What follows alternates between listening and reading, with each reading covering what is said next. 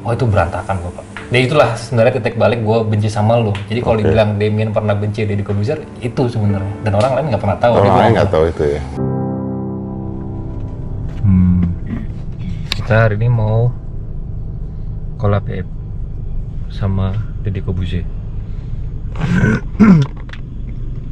Deddy Kobotak. Sekalian juga gue pengen dia ada di channel gue sih sebenarnya. Pengen nanya-nanya. Ada beberapa hal yang pengen gue tanyain. Coyalah. Jadi dulu tuh dia sempat bikin sebuah statement yang gue penasaran kenapa alasan dia bikin statement itu.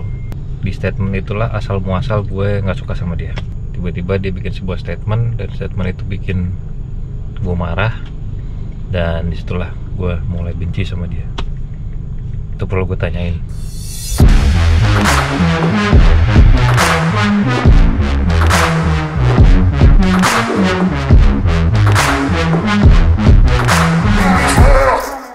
Gila, nih untuk pertama kalinya gue kedatangan, gue datangin dulu sih sebenarnya salah. Itu studio gua. Iya, studio Deddy kan kita Corbuzier. habis podcast. Podcast. Jadi tadi kita ngebahas sesuatu di podcastnya Deddy Corbuzier. Kayaknya gue kalau misalnya nyuruh kalian kesana kayaknya nggak usah lah. Udah pasti banyakan dia yang nonton dibanding gue. Jangan dong, jangan. Tetap bantu. Ya oke. Jangan lupa ya lihat podcastnya Deddy Corbuzier. Dia tadi juga ada sama istri Sarah juga. juga. Ada Sarah Wijayanto. Banyak yang ngebahas sesuatu yang belum pernah dibahas sama Sarah di manapun. Pria kedua. Apa? Apa? Nah, di sini juga pengennya beda nih. Gue pengen ngangkat sesuatu yang kayaknya nggak akan pernah orang lain tau dan dapetin di mana-mana. Perasaan gue nggak enak kayak begini nih.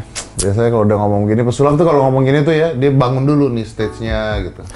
Terus udah gitu, ending-endingnya sacrifice gitu. Biasanya begitu kalau udah pesulap tuh. Jadi gini, Dad. Makanya gue nggak berteman sama pesulap lah mendingan. Tapi kita kan bertemu. Oh iya, betul. Jadi gini, Dad. Sebenarnya ini ada satu hal yang kalau diomongin sekarang sebenarnya udah nggak etis lagi dan gue udah melupakan itu. Tapi udah nggak relevan. Udah nggak relevan dan gue sebenarnya tidak membutuhkan itu. Tapi gue butuh jawaban lu. Oh iya, betul. Karena kan gue sampai sekarang gue nggak pernah yang namanya berspekulasi mikirin bahwa DC ngomong begini karena jangan-jangan gini, jangan-jangan gitu. Karena buat gue itu pada saat gue bilang jangan-jangan kalau dia begini mungkin alasannya karena ini. Itu adalah sebenarnya omongan gue sendiri.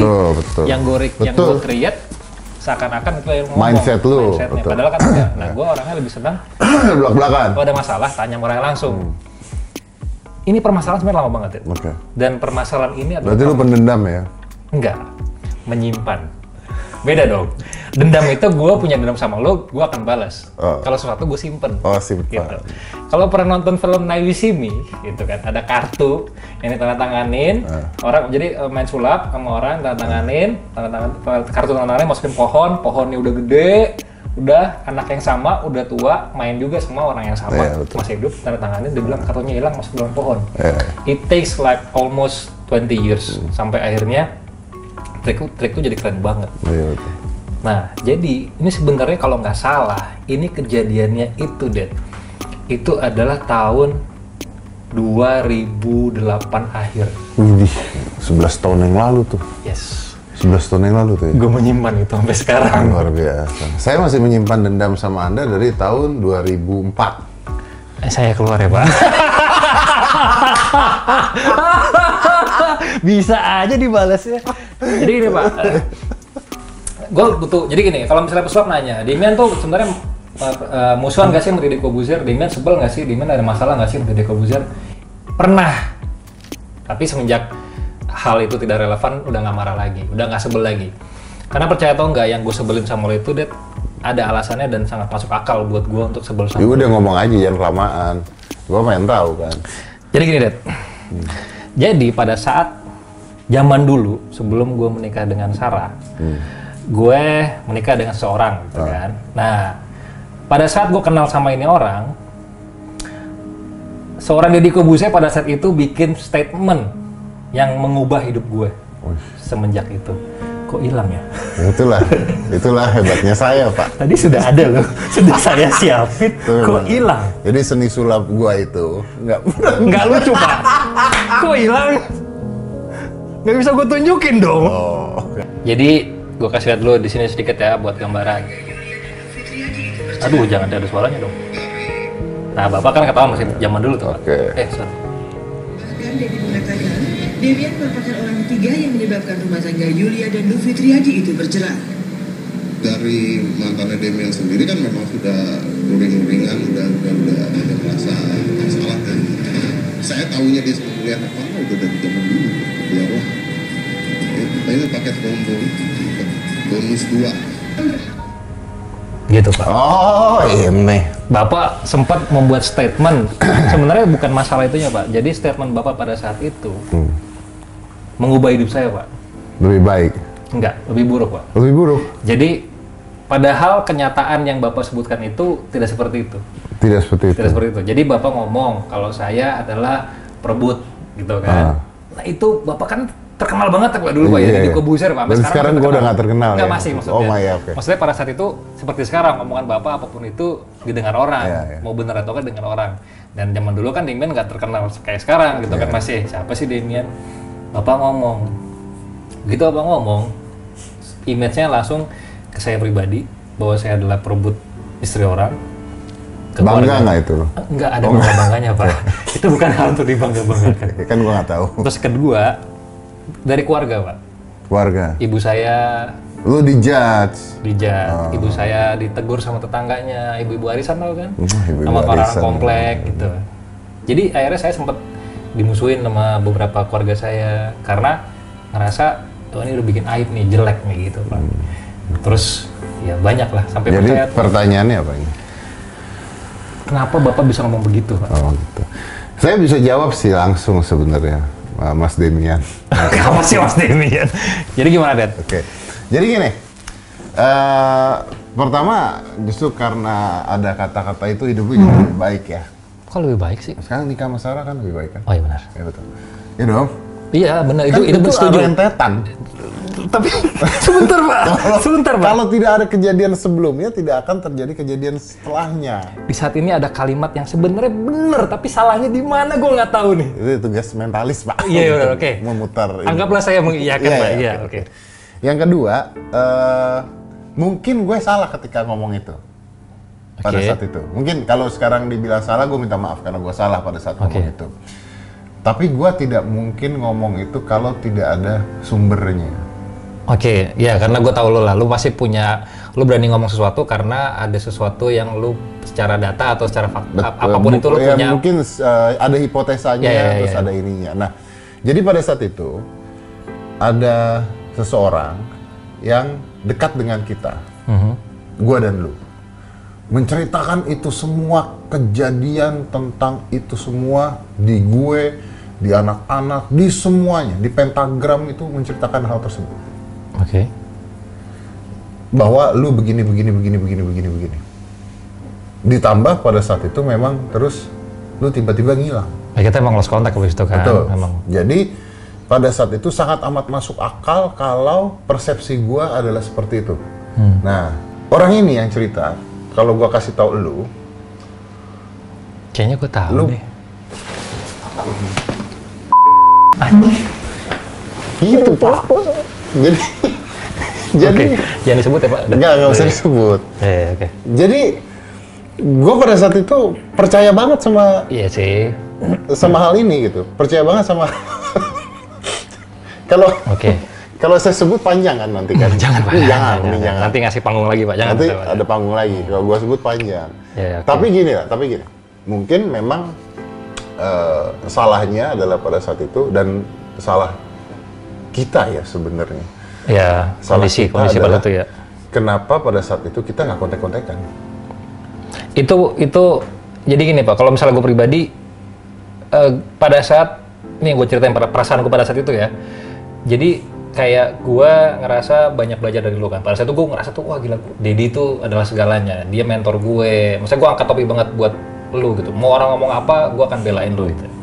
Terus tiba-tiba itu keluar dari mulut lu. Terus gue langsung yang kayak Elon Musk diomongin sama Neil Armstrong bahwa ciptaan dia jelek gitu. Langsung kayak ah gila kok Dedi bisa ya gitu. Nah semenjak itu akhirnya gue kayak sakit hati. Jadi dari kesedihan berubah jadi sakit hati.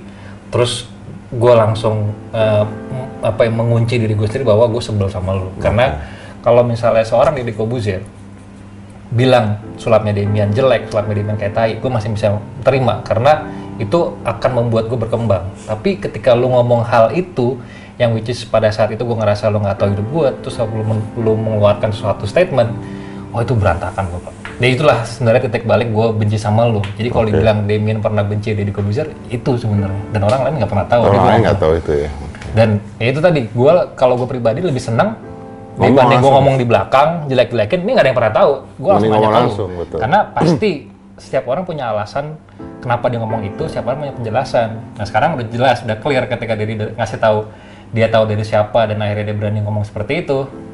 Oh, no wonder gitu loh. Maksud gue jadi kayak ya udah.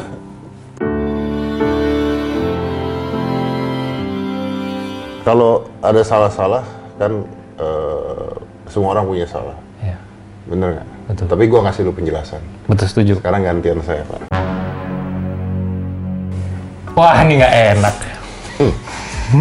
Ini acara gue dibalikin. Gantian saya sekarang. Jadi Demian itu kan dulu di Pentagram nih. Ah, shit. Oke. Nggak gini loh, Pak. Ini konten lu padahal. Oke, iya, Pak. Kan Demian tuh di Pentagram. Oke. Terus pada saat itu tuh kita tuh sempat bikin acara. Oke. Judulnya itu The Bizarrest. Oke, yang gue didandanin. Yang didandanin. Iya, tahu gue. Kita bikin pilot nih. Iya. Terus kita mau jual pada saat itu. Gue ingat banget ketemu Pak Budi, ketemu banget sama. Kita mau jual, tapi unfortunately belum berhasil. Iya. Belum berhasil pada saat itu belum berhasil. Tapi show udah lah ya. Udah, show kan kita udah. show udah selesai. Terus tiba-tiba elunya ngilang. Terus yang gua tahu tiba-tiba gua ketemu Helmi Yahya. Dia bilang ke gua, yang bikin Demian tuh gua.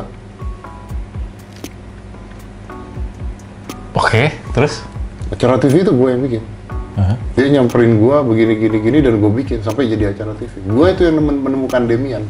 Oke. Sakit hati saya, Pak. Anjing, dibales gua. Padahal saya berjuang bertahun-tahun untuk Anda, tapi saya nggak nyalain Helmi Yahyanya gitu. Tapi kok, ternyata Helmi Yahya ya? Dan kemarin kita usahakan itu nggak dianggap sama Demian gitu. Nggak gitu, Pak. Oh, nggak gitu ya? Nggak gitu, Pak. Itu adalah permainan mentalis. Oh, tidak bisa. Mentalis. Nggak, jadi kalau itu bisa gue jelasin. Karena memang kalau itu sebenarnya dari satu sisi penjelasan Helmi Yahya benar, Pak. Benar. Karena kan dia nggak tahu strugglingnya gue sama lu. Tapi gue sampai detik ini nggak pernah ngilang-ngilangin. Karena gue ngomong sama orang-orang selalu. Gue ngomong, Demian bisa jadi seperti sekarang karena Deddy Corbuzier. Gitu, sampai sekarang. Tapi itu yang nyampe saya juga begitu, Pak. Yang menemukan Demian, Helmi Yahya. Kita harus tanya Helmi Yahya. Kita undang gimana bertiga? Tapi maksud gue gitu, gue pun tidak pernah bikin statement apapun ke Helmi Yahya. Sama sekali, tidak pernah bikin apapun. Dan Helmi Yahya juga nggak salah karena dia nggak tahu apa-apa. Dan gue, sekali lagi gue di channel gue bilang, kalau dari nol, Demian tidak akan bisa seperti Demian sekarang tanpa Deddy Corbuzier. Jadi dari nol nih, gue inget banget datang ke rumah dia, main kartu, pakai masih baju seragam Telkomsel, itu gue sampai dibilang sama dia nggak boleh main sulap selama 2 tahun, itu berkat Deddy Corbuzier. Jadi kalau dibilang yang nemuin, bukan masih dia. Ya udah clear. Itu jadi hanya orangnya langsung. Sekali lagi, saya minta maaf. Karena gue ngerasa gini, Dad, salah satunya yang gue ngerasa gue salah sama lu cuma satu. Apa itu? Pada saat gue ninggalin Pentagram. Nah itu kenapa lu nggak ngomong-ngomong sama gue? Ngomong, ya, tapi panas. Maksudnya, waktu itu kan masalahnya karena tiba-tiba, karena lu dapet job? Enggak, bukan. Lain, Pak. Sebenarnya bukan dari segi idealis sulap sebenarnya. Dari manajemennya sebenarnya. Oh, saya mau sebut nama lagi. Bukan. Oh, bukan. Nggak, dari manajemen dalam arti kebijakan di manajemen pada saat itu yang akhirnya menurut gue sebenarnya gini, Dad, ya nggak etis lah kalau diomongin. Misalnya kalau kita tarik mundur terus gue ngomongin sekarang, intinya gue ngerasa pada saat itu gue hanya pemain cadangan yang nggak pernah dipanggil-panggil. Padahal pada saat itu lu adalah pemain yang gue simpan. Nah, ya itu dia kan, akhirnya mungkin beda persepsi ya itu tadi, mungkin karena gue punya ego pada saat itu masih muda.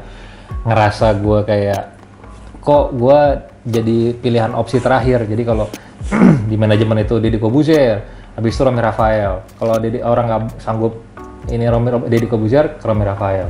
Tapi berhenti situ terus Pak. Demandnya nggak pernah turun-turun Pak. Deddy Corbuzier, Romy Rafael. Terus gue yang gini. Terus gue ngapain di sini gitu. Ya ada rasa kayak ya kalau misalnya ternyata gue tidak dipekerjakan, tidak dianggap, nggak dianggap, cuma maksudnya ya kan tujuan gue ikut manajemen lo pada saat itu kan pengen dibina, ada jobnya, pengen ada kerjaan ya. Sedangkan pada saat itu kan Bapak tahu saya berhenti karena Bapak minta, memberikan keputusan, gue mengambil keputusan bahwa gue quit gitu. Tapi harus bayar bensin. Iya betul. Gitu sih. Tapi ngerti kan maksud tujuannya apa sebenarnya? Sekarang saya udah paham. Iya. Zaman dulu masih sulaper Pak, nggak sulap lapar. Ada gitu ya? Ada, sulaper. Iya, dulu kan gitu Pak. Gue ingat, Pak, saya tuh ke Pentagram dulu. Ini jujur-jujuran aja. Dulu Deddy tuh suka bilang, lo mana hari ini ke Pentagram? Gue bukannya nggak mau Pak. Nggak ada uang. Nggak punya ongkos ya? Nggak punya uang buat beli bensin. Kan dulu nggak ada ojek, dulu naik mobil. Bapak tahu, jadi maksudnya bukannya gue nggak mau, kadang-kadang kita tuh nggak enak ngomong bluntly, Pak gue nggak punya uang. Makanya akhirnya ya gimana daripada gue mungkin jadi beban di lu, gue harus datang terus ke Pentagram, ngeluarin duit. Gue kadang-kadang minjem duit Oge, minjem duit Bo buat bensin. Makan di rumah gue. Ya, makanya kita seneng banget tuh kalau malam minggu diajak pergi. Makan gitu. Iya benar. Gitu. Jadi udah terjawab sudah. Makasih Det ya. Tapi sebenarnya masalah ini tuh sebenarnya udah selesai dari lama ya? Udah lama. Jadi kalau nggak salah gue pernah juga untuk ngobrol sama lo pas lagi zamannya lo di IMB. Yang Umar itu. Nah, sorry gue potong. Masalah ini kan udah selesai dari lama banget sebetulnya. Nah. Cuman kenapa masih banyak orang-orang yang menggunakan nama lu dan nama gue untuk ngadu domba? Nah itu gue nggak tahu tuh. Ya, tadi itu masih misteri. Iya, itu masih misteri. Yang tadi lu cerita itu gue baru tahu tuh. Bukan yang di sini ya. Tadi sebelum syuting dia cerita sesuatu. Jadi gue nggak tahu kenapa. Mungkin karena orang ngelihatnya, ya itu tadi kayak di podcast lu juga lu jelasin kalau kenapa Demian nggak boleh ada di The Master karena Deddy Corbuzier nggak mau hanya berhenti di situ. Tapi alasannya mereka orang nggak tahu. Akhirnya menyimpulkan sesuatu, oh mungkin berantem. Terus juga mungkin pada saat itu, kenapa di setiap kali acaranya Demian nggak ada Deddy Corbuzier? Padahal gue nggak sanggup bayar intinya. Kan yang bayar TV, Pak. Berarti kan artinya TV-nya nggak sanggup bayar, karena Pak. Udah bayar lu kemahalan. Enggak juga. Maksud dong. Nah maksudnya, intinya sebenarnya karena itu, kita nggak pernah match. Jadi orang mikirnya berspekulasi, menyimpulkan sendiri. Oh di TV nggak pernah kelihatan satu frame. Oh di acara Sulap Demian nggak pernah ada DC. Begitu juga sebaliknya. Berantem nih. Artinya kita harus show bareng. Mau? Masih mau nggak? Ya. Kalau gue gini Pak, secara idealis kan, namanya seorang musisi kita bicara. Dia bilang oke gue berhenti jadi musisi. Apakah dia akan berhenti nyanyi? Enggak, gue juga berhenti main sulap. Nah begitu. Kan lu, yang kita tahu kan lu berhenti, tapi persepsinya orang adalah berhenti sulapnya. Gue masih sakti loh. Oh. Masih sakti. Coba. Jangan dong. Orang sakti jangan dicoba. Kenapa gitu? Hah? Buktiin dong. Kan itu kan jangan persepsi Pak. Kalau misalnya gini Bapak, kan bilang, oh ini pemenang ini, The Master. Karena kan harus bukti. Oh Master, buktinya apa? Gue ikut kemarin season ini menang. Enggak, Pak Tarno nggak gitu. Kita bicara yang lain boleh nggak sih? Jangan yang dipatahin juga. Kan? Iya sih. Lo mau gue tunjukkan apa gimana? Boleh? Mau? Bisa? Bisa. Oh, jangan salah. Cari kartu dulu. Kartu. Ambil apa? Kartu, ada kartu nggak? Kartu. Kartu lu hitam ya? Iyalah, kan Pak, hidup saya berubah gara-gara Bapak. Dulu inget gak? Saya pakai baju warna-warna, Bapak suruh apa? Oh iya. Gue minta lu semua. Sekarang tetep ya? Iya Bapak. Dulu masih kayak itu. Enggak. Oke. Aduh. Dia kemana-mana pakai baju putih. Ini maksudnya kita main sulap ya? Bapak mau nunjukin kesaktiannya apa Pak? Saya tunggu. Main sulap. Oke. Nah, ini saya pilih kartu. Ya? Hah? Kartu lu kan? Iya. Oke. Ini udah, saya tidak mau sentuh lagi. Enggak milih. Oh, itu mainstream, Bos. Keren. Oke. Ngomongnya deg-degan. Tiba-tiba gagal. Enggak lah, Deddy Corbuzier Ini gitu. kita tahu sini ya. Oke. ambil dik. Kelihatan nggak kamera? Kelihatan nggak? Tuh, nggak apa-apa dik, ambil dik. Sip. Kelihatan? Ya. Oke, tahu sini. Nggak disentuh ya? Nggak. Gue butuh satu pak kartu lagi. Terus bakal lagi. Ambil kartu gua. Ini gue nggak tahu. Kartu saya nggak hitam, kartu saya biasa. Bapak boleh pegang?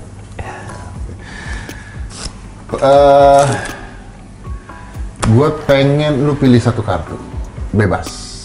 Pilih gini. Mulai gitu boleh, mau di gini deh, lu seret potong aja gitu. Oke. Acak aja ya. Cocok aja. Ntar soalnya disangka janjian lagi sama lu. Ya. Di kartunya normal tapi ya. Emang ada kartu nggak normal, Pak? Kata-kata gue. Iya. Normal ya. Aduh, gue dibalikin loh itu. Bapak dulu sering ngomong gitu kan, Iya, Pak? bener. Ya kan, Pak? Dibalikin loh itu. Oke. Kocok dulu deh. ntar deh. Potong-potong, nggak ada yang nyuruh. Oh ya udah. Maaf. Nah. Nanti berubah saya punya trik. Oh settingan. Tidak. Dipotong Pak. Berapa? Seperempat? Atau setengah boleh. Nah, Potong. lihat kartu paling atas. Ini. Kasih lihat. Buka aja boleh. Apa? Oke, ini kalau lu stopnya di sini kartunya beda-beda tuh. Ya. Tuh, ya. Oke. Normal ya. Ini nggak disentuh ya? Enggak. Lu tahu any card any number dong? Dari glass tahu. Glass effect. Iya. Itu kan rahasianya sampai mati nggak ada yang tahu. Iya, benar. Ya. Sebutin angka antara 1 sampai 52. Berapa ini? Bebas ya. Bebas. Berapa aja? Terserah.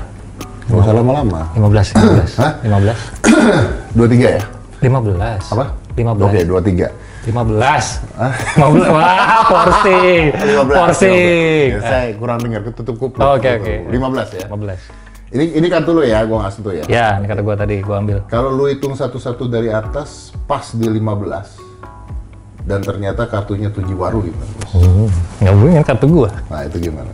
Kalau ternyata benar Tujiwaru, berarti gua masih bisa show bareng lagi. Oh, gua akan mengakui bahwa kesaktian lu sama sekali tidak luntur. Dan bisa show bareng lagi. Bisa show bareng. Oke. Sudah, berarti seorang Deddy Corbuzier sudah layak show bareng Damian.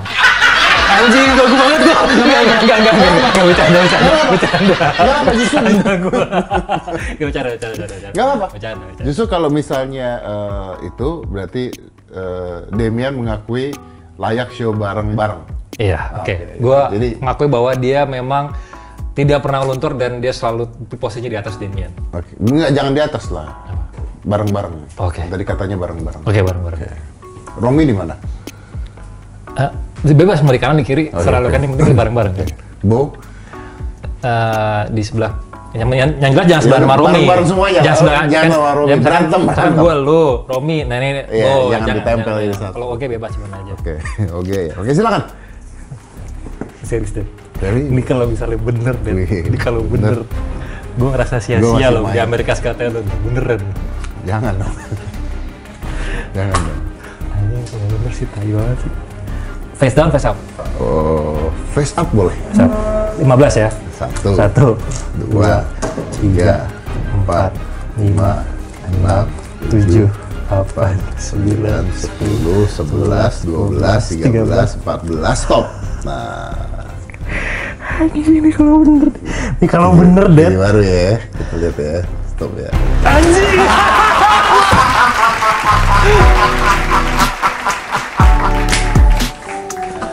Anjing ini kartu gue loh.